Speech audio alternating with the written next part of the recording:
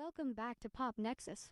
If you saw part 1, you already know I had a lot to say about DC's current movie lineup. Now in part 2, we're diving into the rest of James Gunn's DCU slate, some projects I'm excited about, and others, well, we'll talk. Let's begin by talking about Swamp Thing, one of the more intriguing projects announced for DC Studios. Chapter 1, Gods and Monsters, Slate. James Mangold, known for Logan and Indiana Jones and the Dial of Destiny, is set to direct this film, which is described as a standalone gothic horror story exploring the dark origins of the character. Despite the initial excitement, updates have been scarce. Mangold's commitments to other projects, including a Bob Dylan biopic and a Star Wars film, have likely contributed to delays. As of now, there's no confirmed production start date or release timeline. There have been rumors about the project shifting to an animated format, but no official confirmation has been provided. James Gunn has emphasized the importance of script quality over rushing releases, which might explain the project's slow progress. Interestingly, Gunn has mentioned that while Swamp Thing will have a darker tone, it will still connect to the broader DC universe. This suggests that the character could play a role in future DCU storylines, possibly interacting with other supernatural elements like Justice League Dark. In summary, while Swamp Thing remains a part of DC Studios' plans, its development appears to be on hold, awaiting Mangold's availability and the completion of a solid script. Now let's discuss the Green Lantern series, officially titled Lanterns. Filming began in February 2025 on the Warner Bros. Studio lot in Burbank, California, and is expected to continue until July 1, 2025. This series is shaping up to be a grounded, detective-style drama, drawing comparisons to True Detective and Slow Horses. Showrunner Chris Mundy, known for his work on Ozark, is leading the project, with contributions from Damon Lindelof and Tom King.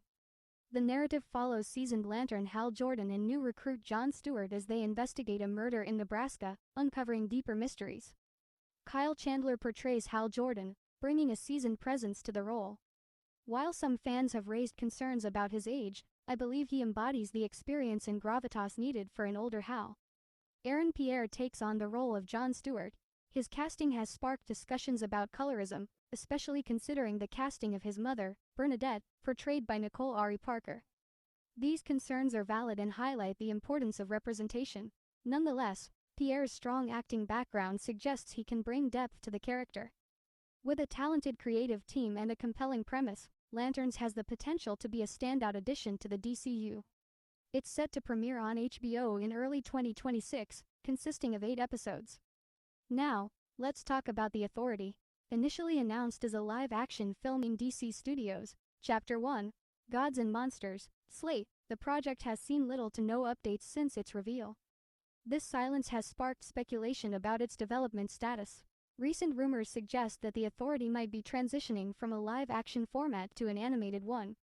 While this shift hasn't been officially confirmed, it could explain the lack of progress and updates on the project. Further reports indicate that The Authority is currently on pause, with script issues contributing to its stalled development. Despite these challenges, the project hasn't been cancelled and remains in development, albeit with an uncertain release timeline. Interestingly, Angela Spica, also known as the Engineer and a member of The Authority, is set to appear in the upcoming Superman film, portrayed by Maria Gabriela de Faria. This inclusion suggests that DC Studios still intends to integrate The Authority into the broader DC universe, possibly using the Superman film as a stepping stone. Given these developments, it's clear that The Authority is still part of DC Studios' plans, though its exact format and release date remain uncertain. We'll have to wait for official announcements to see how this project unfolds. Next up on the DCU slate, we have the dynamic duo film that's currently in development. And honestly, I'm not really sure how this one's going to work. We're talking about Dick Grayson and Jason Todd, 2 former Robins, both deeply connected to Batman. And here's the thing, the Batman we're getting in this universe hasn't even been fully set up yet. So how are we jumping into a story with 2 of his sidekicks before fully understanding the Bat family dynamic? Unless this is an Elseworlds project, with totally new origins for both characters, it doesn't quite add up.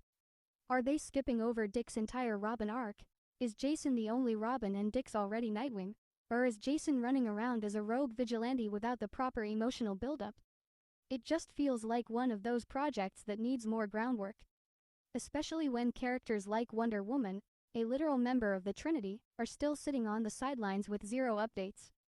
I get the desire to explore smaller, more personal stories, but let's not forget the foundation. Set up your core heroes first before branching out into spin-offs and deeper cuts. Now this is a project I'm genuinely excited for. The Teen Titans movie that's in development. This is where Dick Grayson really makes sense. I'm actually okay if they skip over the whole Robin arc and jump right into him starting his journey as Nightwing. That could be a really cool direction, especially if they frame it as him stepping out of Batman's shadow and taking the lead on something of his own. The rumored lineup includes Nightwing, Starfire, Raven, Beast Boy, and Cyborg, and honestly, that's the smart move. That's the most recognizable team thanks to the animated shows and comics. It's the classic roster people already love, so it's a solid foundation to start from. Personally, I would have added Donna Troy into the mix too, not just because she's a great character, but to finally give us some kind of breadcrumb for Wonder Woman. I know we got some Amazonian teases in Creature Commandos, but man, let's talk about that real quick. The way they depicted Circe in that show. A joke, one of Wonder Woman's most iconic villains, and they turned her into comic relief. Her being defeated by a weasel. Seriously, and her weakness being her hands. Are you kidding? She needs her hands to use her magic, yet we literally saw her moving objects with her mind while cutting a steak. So which is it? That logic makes zero sense. If Circe is that easy to beat, how is she ever going to be a real threat to Wonder Woman?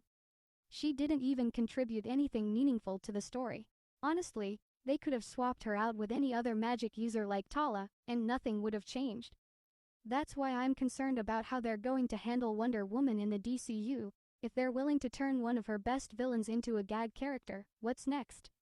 And what makes it even more frustrating is that the actress playing Circe, she would have made a fantastic Wonder Woman. Seriously, she has the presence, the talent, and the charisma to carry that role. I really hope DC reconsiders and uses her for Diana instead. She deserves a role with more weight and legacy. As for Circe, if they want to do her justice in the future, they should go with a more seasoned actress, someone like Charlize Theron, Angelina Jolie, or even Anne Hathaway. Someone who can really bring that commanding, dangerous energy that Circe needs. Anyway, back to Teen Titans. I'll be diving way deeper into the movie in a separate video, where I'll break down how I'd approach the story, my fancast, and even share some concept art I've been working on. So stay tuned for that, it's gonna be fun. Now, let's talk about the latest animated projects DC Studios has announced. In February 2025, James Gunn and Peter Safran unveiled 3 new animated series, My Adventures with Green Lantern, DC Superpowers, and Starfire. These shows are part of DC Studios' strategy to expand their animated offerings, aiming to release at least 2 live-action films and 1 animated film per year, along with 2 live-action and 2 animated TV series annually. My Adventures with Green Lantern is expected to explore the cosmic side of the DC Universe, is an upcoming animated series that will center on Jessica Cruz, a high school student whose life takes a dramatic turn when a Green Lantern power ring falls from the sky and chooses her as its new bearer. The series will explore her journey as she navigates newfound powers and confronts challenges stemming from an ancient intergalactic conflict. This series is a spin-off of My Adventures with Superman and is set within the same universe. Jake Wyatt, who co-showruns My Adventures with Superman, will serve as an executive producer for the new series, alongside Stephanie Gonzaga. Starfire follows the origin story of the titular character, who escapes her home planet, Tamaran, using an ancient spaceship. Embarking on a cosmic journey, she is joined by companions such as space biker Crush, plant-loving Fern, and the magical Princess Amethyst of Gemworld. Together, they explore the far reaches of the DC Universe, encountering various adventures along the way. Josie Campbell is the executive producer, with Brianne Druard as co-executive producer.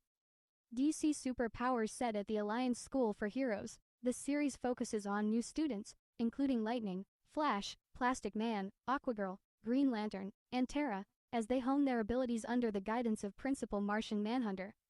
Their goal is to graduate and become the next generation of Earth's defenders. Matt Bean serves as the executive producer, with Michael Chong as the supervising producer. Additionally, DC Studios is developing an animated Blue Beetle series, building upon the 2023 live-action film. The series is intended to expand Jamie Reyes, story within the DC universe, with Zolo Maridueña expected to return to voice the character. These series are part of DC Studios' initiative to expand their animated offerings, aiming to provide engaging content for younger audiences while exploring diverse narratives within the DC universe. And that wraps up part 2 of our deep dive into the upcoming DC projects. There's definitely a lot to be excited about, but also a fair share of concerns and question marks, especially when it comes to character treatment and consistency across the DCU. Still, I'm holding out hope that James Gunn and his team can pull it all together. Don't forget, we'll be diving deeper into some of these projects in upcoming videos, including a full breakdown of how I'd approach the Teen Titans movie with concept art, fan casting, and more. So if you haven't already, hit that follow or subscribe button, leave a like, and let me know in the comments what DC project you're most excited or worried about. Until next time, this is Celestial signing off. Stay cosmic.